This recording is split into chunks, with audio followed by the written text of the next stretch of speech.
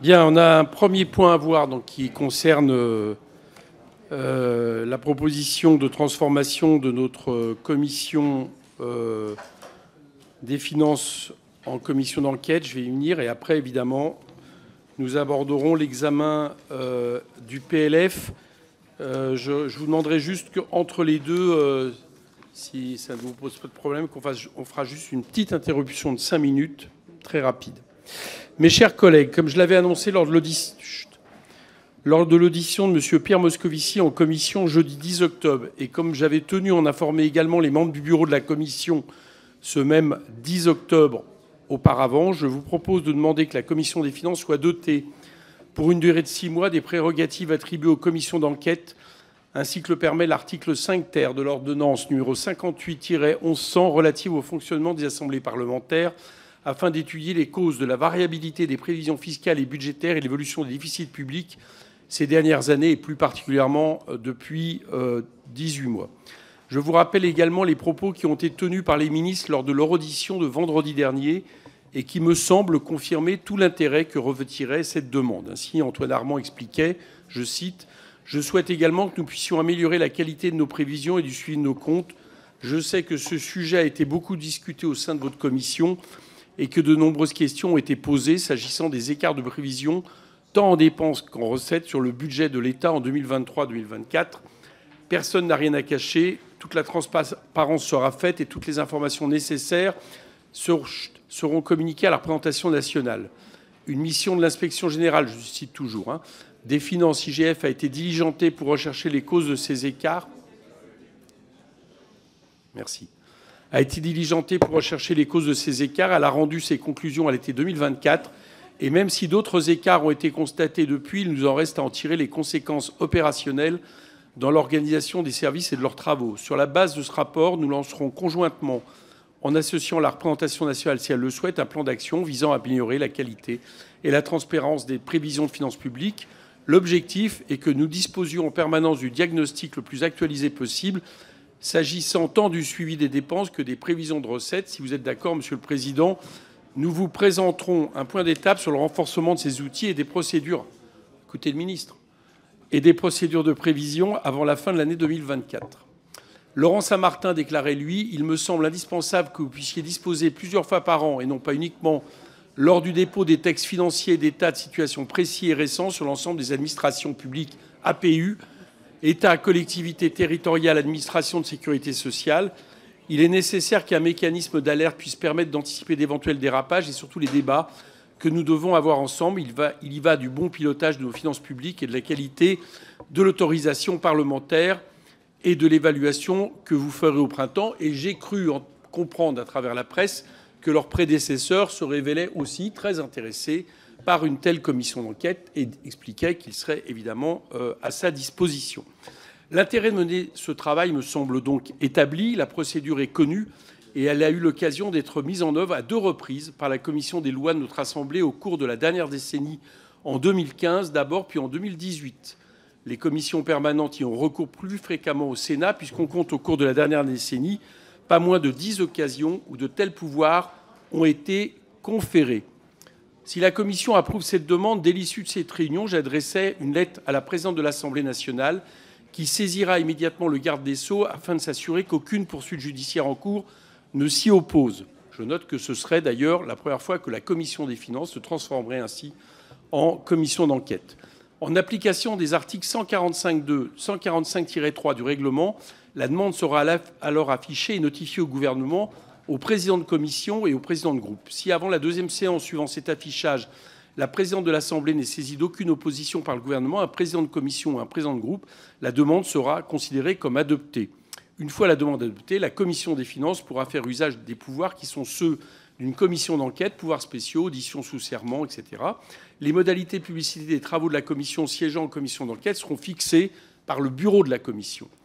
Par ailleurs, sur ce sujet ayant été abordé hier en conférence des présidents par la présidente de l'Assemblée elle-même, que j'avais évidemment contactée dans l'intention de cette transformation de notre commission, enfin pas transformation, enfin le fait que notre commission des finances devienne commission d'enquête, il y a été évoqué l'idée que les travaux puissent être rapportés par un binôme de rapporteurs, l'un appartenant à la majorité et l'autre à un groupe d'opposition. Et compte tenu du fait que le groupe UDR avait une demande comparable à ma proposition, que le rapporteur d'opposition appartient au groupe UDR.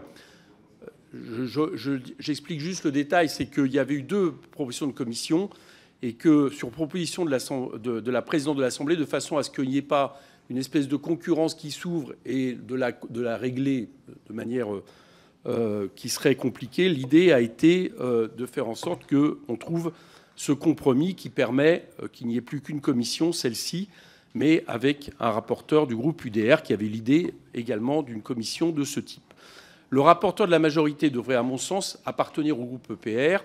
Ça m'a été évoqué par le président Attal et j'estime en effet qu'il faut non seulement que le rapporteur soit du groupe de la majorité actuelle, entre guillemets, mais aussi de la majorité d'alors. Bien.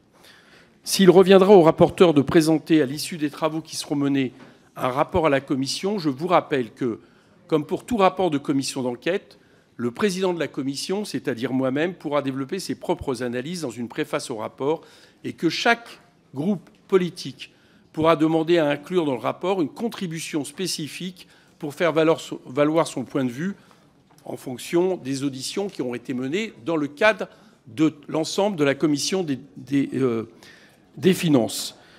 Pour ma part, je dois préciser que du côté UDR, j'ai reçu la proposition que Éric Ciotti, qui à ce moment-là organiserait des switches, soit le représentant d'UDR pour cette commission d'enquête.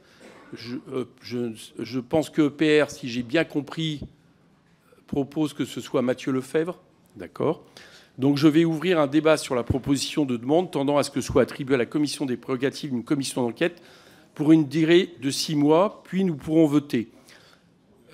Juste une petite précision avant, c'est qu'en fait, on a eu un cheminement un peu inverse. C'est-à-dire que, normalement, c'est notre commission qui acte, et puis après, quelque part, les membres de la commission, la conférence des présidents, sont consultés. Bon. En réalité, ils l'ont été hier, d'une certaine manière, en prévision. Donc on peut supposer, si la logique de la conclusion de la conférence des présidents hier se confirme, que dès lors que nous aurons acté notre commission, je ne vois pas très bien pourquoi la conférence des présidents viendrait à l'opposé de ce qui a été, de ce qu'elle a, du principe qu'en tout cas elle a acté hier, si ce n'est le fait de l'avoir acté officiellement. Donc du coup, on pourrait déjà peut-être programmer, si c'est le cas, j'ai regardé un peu pour pouvoir lancer cette commission, des réunions qui pourraient avoir lieu dès le moment où notre texte de finances partirait au Sénat. D'accord, c'est-à-dire fin novembre, début décembre. Je vous rappelle que l'objet de cette demande est d'étudier les causes de la variabilité des prévisions fiscales et budgétaires et l'évolution des déficits publics de ces dernières années. Voilà. Qui veut prendre la parole? Il y a plusieurs orateurs. Il y a M. Tanguy pour le RN. Je vous répète, c'est les causes de la variabilité des prévisions fiscales et budgétaires et l'évolution des déficits publics ces dernières années. Oui. Écoutez, la variabilité, oui, enfin la variation. On va ouvrir le débat. On ouvre le débat, c'est pas un problème, ça. Non, non, mais Monsieur Tanguy pour le Rassemblement national. Alors, oui, mais j'ai Monsieur Sienstoul. Non, c'est pas grave. Monsieur Sienstoul et Monsieur Tanguy. Bah, il y a un débat. Attendez, s'il y a un débat, s'il y a des prises de parole, j'ai bien compris, oui. Non, mais là, je parle du débat. S'il y a des prises de parole, évidemment, elles peuvent venir. C'est pas non plus. Il n'y a pas forcément un débat pour le débat. Si tout le monde était d'accord, on n'aurait pas de débat. Donc, Charles. Merci, Monsieur le Président. Donc, manifestement, il y a un débat sur la borne temporelle ces dernières années. Je partage juste avec les collègues. J'ai été président d'une commission d'enquête sous la précédente législature, un sujet qui n'a rien à voir avec l'agriculture. Je tire quand même de cette expérience qu'il faut laisser une certaine souplesse, je pense, sur la borne temporelle et qu'ensuite, il faut renvoyer à une discussion du bureau pour ensuite fixer, notamment parce qu'en cours de commission, il peut y avoir de nouveaux éléments qui arrivent. Et donc voilà, moi, c'est ce que je tire de mon expérience, que si vous avez une borne qui est trop stricte, en réalité, ça peut ensuite rendre les débats moins intéressants. Je vous réponds juste du tac au tac pour que ça soit intéressant. je vous réponds juste du tac au tac, pour que les choses soient claires. Moi, le fait de laisser la borne ouverte ne me pose pas de problème, mais je ne veux pas qu'il y ait d'ambiguïté, parce que la commission, elle naît quand même de ce que nous avons tous constaté, c'est-à-dire du fait que les chiffres, à partir de fin 2023, ont augmenté de manière importante. Donc c'est bien sur cette question-là que c'est bien principalement cette question qui doit être examinée. Alors attendez, j'ai Monsieur Tanguy, je vous redonne la parole. Monsieur Tanguy. Non je croyais que vous avez demandé la parole. Ah non, pas du tout. Alors, Mathieu Lefebvre. Oui, merci Monsieur le Président. Peut-être... moi, je pense qu'on a tout intérêt, au contraire, à circonscrire l'objet de la commission d'enquête aux exercices 2023 et 2024, en voyant quels sont les écarts entre la prévision votée en loi de finances initiale et l'exécution a posteriori. Mais il me semble que sinon, on va s'engager dans quelque chose qui est beaucoup trop large et qui emportera un nombre d'auditions beaucoup trop important, d'autant plus que les écarts entre la prévision et l'exécution ne sont manifestes, me semble-t-il, que sur ces deux exercices. Je répondrai après. Véronique Louwagie. Oui, merci Monsieur le Président. Effectivement, quand dans l'intitulé vous proposez ces dernières années, je pense que ça mérite une précision. Par ailleurs, dans votre propos un petit peu après, vous avez parlé de la fin 2023. Donc, dans votre esprit, déjà, quelle est la période d'analyse de ces prévisions? Enfin, j'imagine que vous avez une idée, mais il me paraît intéressant, en tout cas, de le définir. Il appartient ici à la Commission des finances de probablement le définir. Éric Woerth. Juste, oui, je suis d'accord pour qu'il faut que ce soit circonscrit, parce qu'au fond, c'est exactement ce que vous visez. Donc, il faut que ce soit circonscrit à cela et que les travaux soient approfondis. Mais il ne faut pas parler de variabilité, parce que ça, c'est le caractère de ce qui est variable. Et par principe, c'est variable. C'est la variation. C'est ça qui attire l'attention. C'est la variation.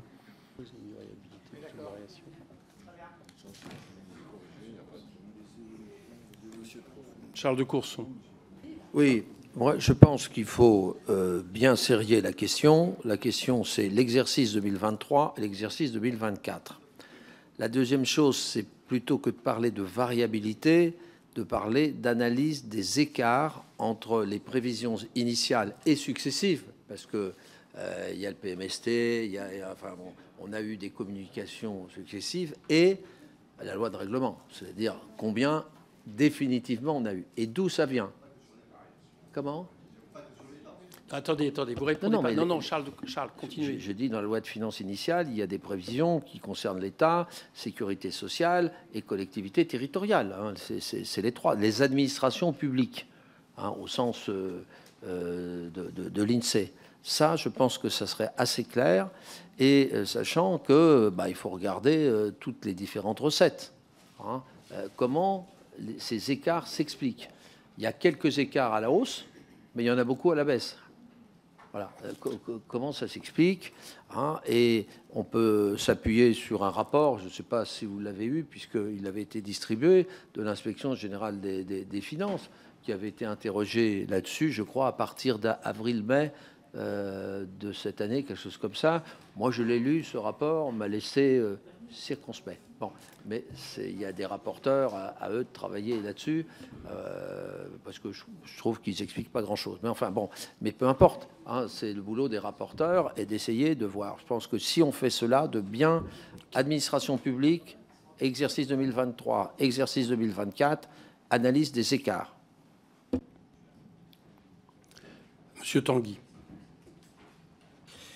Merci, Monsieur le Président. Je me permets finalement de prendre la parole parce que pour exprimer un désaccord avec ce qui vient d'être dit, enfin pas par Charles de Courson, mais par les précédents orateurs, nous, on ne voit pas pourquoi il faudrait circonscrire cette commission d'enquête pour une raison simple, c'est qu'il y a forcément des raisons qui peuvent être dans le passé. Et pour avoir assisté à plusieurs commissions d'enquête, toute restriction de son objet peut permettre aux gens qui sont auditionnés de ne pas répondre, de faire des circonvolutions pour ne pas répondre, de prétendre qu'une partie de la vérité serait à une date précédente pour entretenir la confusion. Bref, c'est tout à fait le contraire. Plus le champ de nos investigations sont larges, plus on approchera de la vérité. Et c'est ensuite au président et au rapporteur de tenir les travaux pour rester dans des investigations raisonnables. Mais à partir du moment où vous limitez votre pouvoir d'investigation, évidemment, ceux que vous auditionnerez feront tout pour profiter de la faille que vous avez vous-même créée dans votre raisonnement. Mais évidemment, c'est une faille volontaire vu les personnes qui s'expriment. Bon. Moi, j'ai une... Bon. Excusez-moi, non, personne ne plaisante et on ne commence pas dans la commission à se dire des choses comme ça. Comme ça, on va rester tranquille. Chacun est libre de ses analyses. Je remarque notamment qu'au groupe EPR, il y a eu 2 analyses différentes qui ont été faites. Moi, il y a une première chose d'un point de vue concret, c'est que principalement, pour moi, il n'y a pas de problématique, puisqu'on parle bien, et je suis d'accord d'intérêt, pas de problème pour mettre variation, et l'idée d'analyse des écarts, parce que c'est bien de ça dont il s'agit. Hein, d'accord, bon. Et principalement, mon objectif, parce qu'on voit bien que c'est là où ça switch, c'est 2023-2024. Par contre, il me semble impossible que le champ de notre recherche n'aille pas au moins sur depuis les années Covid. Parce que le problème qu'il y a, c'est que là, si on le circonscrit trop, ça veut dire qu'on ne donne pas la possibilité d'aller regarder ce qui s'est passé depuis 2020. Or, ce qui s'est passé en 2020, notamment sur la question des déficits publics, avec ce qui a été mis sur la table pour le Covid, doit être, à mon avis, pouvoir être regardé. Sinon, il nous manque des éléments d'analyse. Donc moi, ce que je mettrais bien, c'est sur les 4 dernières années, et principalement 2023-2024. Voilà, ça serait mais sinon, on va se priver d'une grille de compréhension qui va tous nous handicaper, quoi. Non, je parle les 4 dernières années, ça nous ramène à 2020, c'est-à-dire c'est le Covid, hein, et principalement 2023 et 2024. Parce que dans les faits, il va bien falloir qu'on aille interroger ces années-là, quoi. Je veux dire, et là, ça me semble pouvoir... On a quelque chose qui nous laisse... voilà. Est-ce qu'il y a d'autres réactions? Oui. Oui, moi j'avoue que je suis un peu réservé sur... parce que c'est plus le sens de la commission d'enquête. C'est cette découverte 23-24 qui pose problème. Le reste, c'est des décisions qui correspondaient. Si vous voulez remonter, on peut aller jusqu'à 2017, pendant qu'on y est, quoi. Je pense pas que ce soit tout à fait... Au 1974, mais je crois qu'il me semble que c'est un constat. La commission d'enquête prend tout son sens sur cette analyse. Si on remonte trop, à ce moment-là, la période des Gilets jaunes, ça ne correspond pas tout à fait au cadre de ce que, me semble-t-il, de la commission d'enquête. C'est cette dérive qu'on a du mal à comprendre. Voilà. Véronique Louwagie.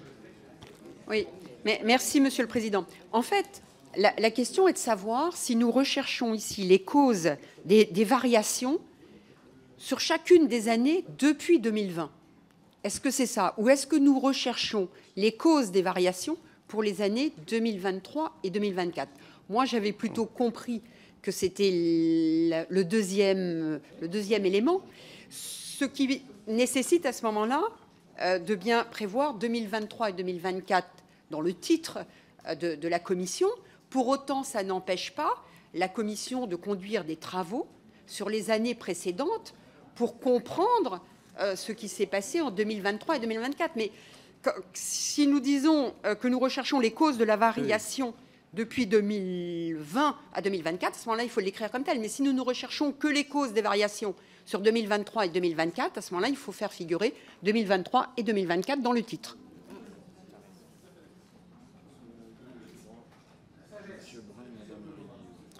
Madame Arrigui. Oui, alors la sagesse des propos de Véronique Louwagie nous enchante, mais en effet, en ne mentionnant que 2023 sur la découverte des déficits, en tout cas la découverte des problèmes que nous avons sur 2023 et 2024 qui ne nous avaient pas été portés à connaissance, ne doit pas être circonscrit temporellement pour rechercher la profondeur des éléments qui permettent cette découverte et donc d'aller rechercher en amont. Donc il ne faudrait pas... ça serait bien qu'on m'écoute, mais si ça ne vous intéresse pas... Allez-y, Christine Arrigui. Merci. Chut. Et donc, moi, je ne souhaiterais pas qu'en ayant écrit 2023, les variations 2023-2024, d'aucuns, à un moment donné de la commission, empêchent ou s'empêchent d'aller rechercher des causes qui seraient plus profondes dans les années Covid.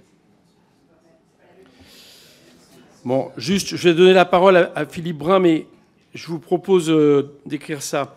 Sur la variabilité et les écarts des prévisions fiscales et budgétaires constatés en 2023 et 2024, en tenant compte de l'évolution des déficits publics depuis ces 4 dernières années. Et en tenant compte de l'évolution des déficits publics. Parce que... Oui, variation, pas de souci, variation. Oui, oui, pas de souci. Bah, l'idée, c'est qu'on puisse aller observer, c'est qu'on puisse aller examiner. Il faut mieux que je l'écrive. Hein, mais en gros, l'idée, c'est qu'on a bien une commission d'enquête sur la variabilité, les écarts 2023-2024, mais c'est aussi en tenant compte de l'évolution des déficits publics depuis 4 ans. Parce que sinon, ça veut dire qu'on circonscrit trop notre champ d'examen, quoi. C'est juste de se garantir qu'on puisse... C'est juste de se garantir que ça devient... C'est un champ de qui rentre en compte dans l'examen de cette variabilité. Vous voyez ce que je veux dire? Non. Philippe Brun d'abord. Philippe Brun.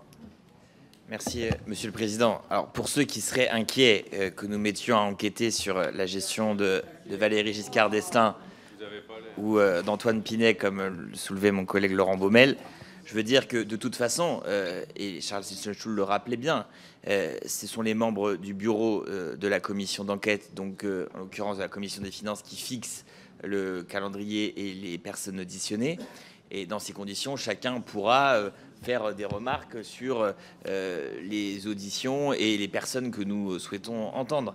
Une vision trop restrictive du mandat de cette commission d'enquête amènerait effectivement un certain nombre des interlocuteurs que nous aurons à entendre sous serment à pouvoir ne pas répondre à un certain nombre de questions qui pourtant sont essentielles pour éclairer la situation que nous connaissons aujourd'hui. Donc nous souhaitons en tout cas ici alerter sur le danger que ferait courir une définition trop restrictive qui de fait nous empêcherait de connaître les raisons du dérapage constaté en 23 et 24. Éric Woerth. Enfin, moi, je pense que circonscrire, ça veut dire aller en profondeur. Quand il y a une commission d'enquête, on enquête sur un fait. On n'enquête pas sur une histoire, on ne fait pas l'histoire des politiques publiques, des finances publiques, des lois de financement de la sécurité sociale ou des lois de programmation dont on n'a pas tenu la trajectoire depuis 20 ans. C'est pas le sujet, parce que dans ce cas-là, plus personne n'y comprendra rien, et cette commission aura perdu beaucoup de temps, elle aura beaucoup plus travaillé sur le passé que sur l'avenir. Donc on pourra se poser la question de notre utilité. Si par contre, c'est le sujet de la variation, l'écart très important qu'il y a eu, c'est ça qui, au fond, motive la création de cette commission, il faut en rester là.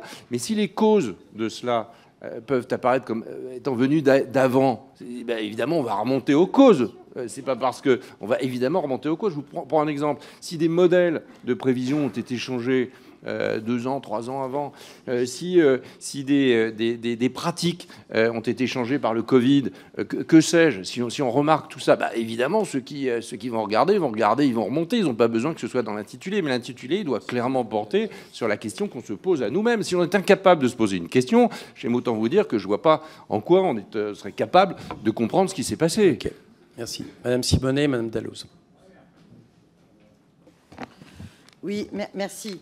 Écoutez, on est tous d'accord pour mener cette commission d'enquête, et pas uniquement sur 2023 et 2024, pas simplement sur l'écart entre les prévisions attendues et ce qu'il en a été. On estime qu'il y a besoin de pouvoir creuser en profondeur sur les années antérieures. Et moi, je suis pas à l'aise avec l'expression « tenir compte ». Il ne s'agit pas de tenir compte, il s'agit de rechercher les causes. J'ai peur qu'il y ait une autre interprétation, en fait, de tenir compte, surtout si c'est pendant tenir compte des années Covid, comme si on était déjà en train de chercher des excuses à ce dérapage budgétaire. Donc, moi, j'aimerais bien qu'on puisse avoir une expression qui sans s'interdire d'étudier les éventuelles causes antérieures, quoi. Voilà, mais qu'on souhaite vraiment creuser en profondeur et sans les qualifier a priori, puisque la commission d'enquête va commencer. Oui, merci, Monsieur le Président. Rien n'est interdit dans une commission d'enquête. On peut très bien revenir, si à un moment donné il y a une révélation qui fait qu'il faut remonter à 2021, on pourra le faire. Mais il faut que le titre de cette commission d'enquête soit pertinent. Moi, je voudrais revenir en matière de français sur la notion de variabilité. On parle de la variabilité d'une monnaie, de la variabilité de quelqu'un qui a changé d'avis, mais dans les synonymes de variabilité, c'est fluctuation, incertitude, précarité. C'est pas le terme, Monsieur le Président, c'est pas le terme adapté, c'est la variation. Et ça, j'ai accepté. Voilà. Bon, je voulais revenir sur cette. En fait, l'idée, c'est qu'on recherche vraiment les causes des variations qui ont été constatées de 2023 à 2024 et de 2024 à ce jour. La réalité, elle est là. Donc, faisons simple, donnons un titre plus pertinent, et rien ne sera interdit par rapport aux fluctuations antérieures. Bon, est-ce que, moi, je trouve que tenant compte, c'est, est-ce que ça vous va si on met d'étudier les causes des variations et des écarts des prévisions fiscales et budgétaires sur les années 2023-2024, en tenant compte de l'évolution des finances publiques ces dernières années? Est-ce que ça vous va? Ce qui permet à la fois de dire qu'on a un objet, d'accord? L'objet, c'est l'étude des variations et écarts des prévisions fiscales et budgétaires sur les années 2023 et 2024. L'autre, c'est une évidence pour les uns, c'est pas une évidence pour les autres, mais personne ne conteste qu'on se privera pas de regarder, donc autant l'écrire, si ça vous va. L'objet, enfin, attendez, moi je pense qu'il faut à un moment donné être clair entre nous. Moi, j'ai voulu cette commission par rapport à la question 2023 et 2024, d'accord? Donc, il n'y a pas... Et je présiderai cette commission. Donc, l'objet de la recherche, ça ne va pas... en gros, l'idée n'est pas... pour aller vite, c'est pas une commission d'enquête sur les déficits publics ou la politique menée depuis 2017. Ça peut être un des éléments qui tient compte dans la variabilité, mais ce n'est pas une commission d'enquête là-dessus. D'accord, ça c'est autre chose. Bien. Donc pour aller vite, il n'y a pas de ma part, il n'y a pas moi je tiens vraiment à savoir ça. Bon, maintenant, si ça peut rassurer notamment nos collègues qui estiment qu'on ne se privera pas de regarder l'évolution des finances publiques ces dernières années, je propose de l'écrire comme ça. C'est pas un problème, quoi. Charles.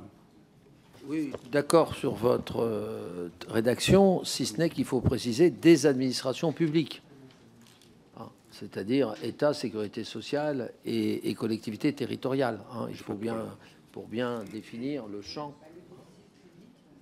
D'accord. Oui. Oui, non, mais bien, okay. Bien le préciser, les trois. Ouais. Monsieur le Président, est-ce que je pourrais me permettre de vous proposer un titre s'agissant de cette commission d'enquête qui pourrait donc s'intituler de la manière suivante: constater les écarts et rechercher les causes constater et rechercher les causes des écarts de prévision fiscale et budgétaire des administrations publiques sur la période 2023-2024. Vous constatez les écarts et vous tentez de rechercher l'explication de ces écarts. On les a constatés, ça veut dire. Non, mais vous posez un constat et vous tentez d'expliquer les raisons pour lesquelles on a obtenu ces écarts aussi importants sur les prévisions fiscales et budgétaires. Mais quelle différence avec les causes de... Constater les écarts, rechercher les causes. Comme ça, vous ne fixez pas de bande temporelle. Mais s'agissant des écarts de prévision fiscale et budgétaire des administrations publiques sur la période 2023-2024. J'ai l'impression... Enfin, oui. Si on veut ajouter, constater les écarts, mais enfin, il suffit de chercher les textes qui ont été annoncés les uns par les autres. Enfin, dans tous les documents budgétaires, on a les écarts. Alors, rechercher les causes... Enfin, les variations, je veux que ça soit marqué. Rechercher les écarts et les variations des prévisions budgétaires. Attendez, juste que je comprenne. Moi, j'ai pas de souci, mais quel est le but de mettre le constat? C'est-à-dire, je crois qu'il faut le poser clairement, parce que pour ceux qui liront les conclusions de cette commission d'enquête, il faut qu'on ait une idée très précise de la variation entre les prévisions initiales et ce qui s'est réalisé concrètement, s'agissant de chacune des trois administrations publiques. Donc, on fait un diagnostic et on tente d'expliquer les raisons de ces écarts, mais qui portent principalement sur la période 2023-2024. Et comme ça, vous n'avez pas de bornage en amont sur 2020. Parce que moi, je suis intimement persuadé qu'une des raisons une des explications de ces écarts, c'est le dérèglement du modèle économique après. Non, mais ça, oui. Non, mais bon. Ça, on en vient après à la commission d'enquête. Mais le problème, c'est que le constat, ça va faire partie de la commission. le titre, c'est quand même sur les variations et les écarts. Sinon, les causes, je veux dire, on est en train de compliquer le titre. Je vous dis ça comme ça. Les causes. Ah oui, allez-y.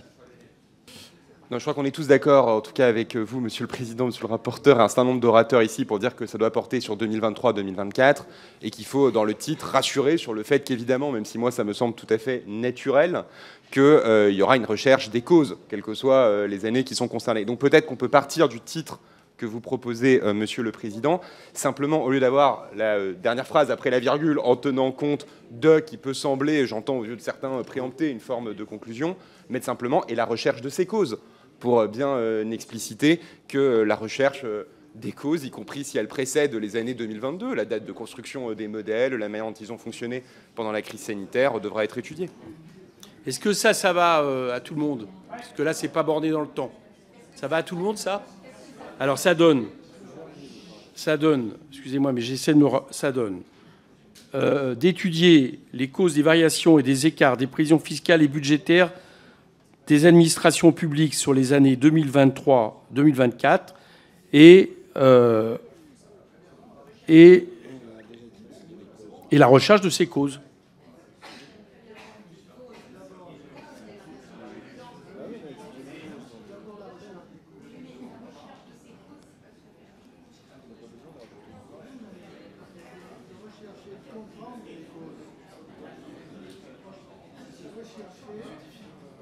Bah, oui, c'est vrai que de dire qu'on recherche, de dire qu'on étudie les causes, c'est qu'on les recherche quand même. Hein. Ouais, moi je suis assez d'accord, je suis assez convaincu maintenant qu'à partir du moment où on recherche les causes, on ne se prive pas d'aller les rechercher. Voilà, je suis assez d'accord avec ça personnellement. Vous m'avez convaincu, vous voyez. Allez-y. Oui, Monsieur le Président. Apparemment, ça fait pas consensus. Peut-être aurait-il été plus sage de laisser à l'UDR l'initiative de cette commission d'enquête. Ça aurait été nettement plus efficace.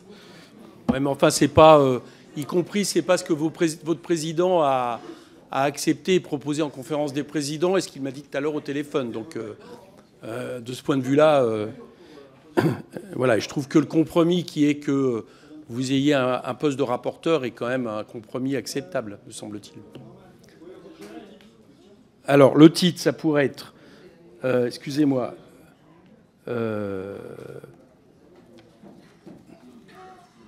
alors, moi je propose d'étudier les causes et leur recherche de la variation et des écarts des prévisions fiscales et budgétaires sur les années 2023-2024.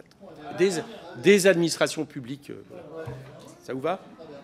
Ça va à tout le monde? Ce qui fait que ce n'est pas borné sur les causes. Est-ce que ça va à tout le monde? Non, ça ne va pas, Monsieur Tanguy. Allez-y. Non mais, Monsieur le Président, le Rassemblement national ne s'opposera pas au fait qu'on adopte quelque chose. Mais attendez, moi, je tiens à le dire, notre nom à tous les commissaires, nous pensons que vous mettez des limites conceptuelle extrêmement dommageable pour la qualité de votre enquête, que déjà pour comprendre le titre de votre commission d'enquête, ceux qui seront interrogés pourront multiplier les circonvolutions comme je l'ai dit tout à l'heure, que de toute façon c'est sûr que quand on demande l'avis de gens qui sont responsables de la catastrophe, je comprends qu'ils veuillent limiter l'enquête sur la catastrophe, et que plus vous avez une solution simple et ouverte, plus vous mènerez les travaux. Et moi j'ai plus confiance dans le rapporteur Ciotti et le président Coquerel pour mener une enquête et délimiter eux-mêmes le domaine de l'enquête au jour le jour sur ce qu'il faut investiguer, sur ce qu'il ne faut pas investiguer, qu'en vous mettant un fil à la patte que vous allez traîner et qui, ce fil de coton, si je peux dire, finira par être un fil d'acier et on s'en reparlera malheureusement si c'est adopté au terme de cette enquête. Bon, écoutez, alors il y a deux choses. D'abord, il y a une première chose, c'est que sur la méthode, sur les gens qui vont être invités, sur la façon dont va être organisé, c'est le bureau de la commission qui va rester souverain. D'accord? Donc là, on est en train de déterminer un champ de la commission d'enquête. Et moi, ce que je trouve, Monsieur Tanguy, vous venez de dire que vous étiez rassuré par au moins 2 personnes. Peut-être allez-vous être aussi rassuré par votre représentant au bureau de la commission. Voilà. Et peut-être d'autres personnes, enfin, je ne sais pas, chacun est juge à ce point-là. Donc moi, je crois que si on est d'accord dans les faits, en tout cas, moi, si j'ai voulu cette commission, c'est les chiffres qui sont annoncés depuis 2023 et 2024 et qui varient chaque mois. Bon, c'est un problème qui est posé. Il est évident, et je demande à un moment donné qu'il y ait aussi une confiance entre nous là-dessus, qu'on ne va pas circonscrire les raisons de la recherche de ces causes. Voilà, je pense que c'est important. Donc, puisque vous avez dit que vous avez confiance en moi, ce qui m'honore, et j'ai bien compris en M. Ciotti, et acceptons que le bureau règle la façon dont ça se passe. Si chacun est d'accord dans l'explication qu'on va donner, c'est-à-dire que dans la recherche des causes, on ne va pas circonscrire le champ de cette recherche, je pense que ça va et qu'on va faire la commission d'enquête qu'on veut, quoi. Donc moi, je propose la formule que j'ai donnée. Donc sur... Alors, c'est, excusez-moi, étudier les causes et leurs recherches. Les causes des... Oui, étudier et rechercher les causes des variations et des écarts dans l'administration publique, des prévisions fiscales et budgétaires. Non, les écarts des prévisions fiscales et budgétaires dans les administrations publiques sur les années 2023-2024. Voilà. Je vous propose ça et je vous propose qu'on passe au vote. Quoi?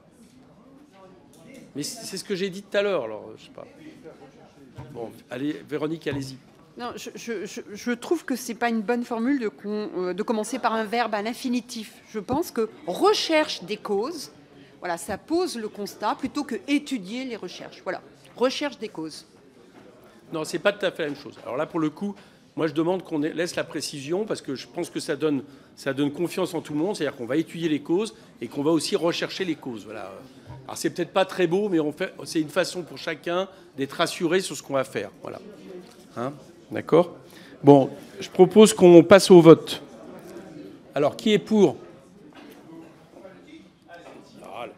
le lancement de la commission d'enquête avec le titre? La demande des prérogatives. La demande de prérogatives auprès de la présidente de l'Assemblée nationale que nous nous transformions en commission d'enquête. Qui est contre? D'accord. OK, donc c'est accepté. Je vous demande juste... je vous demande 3 minutes d'interruption, pas plus.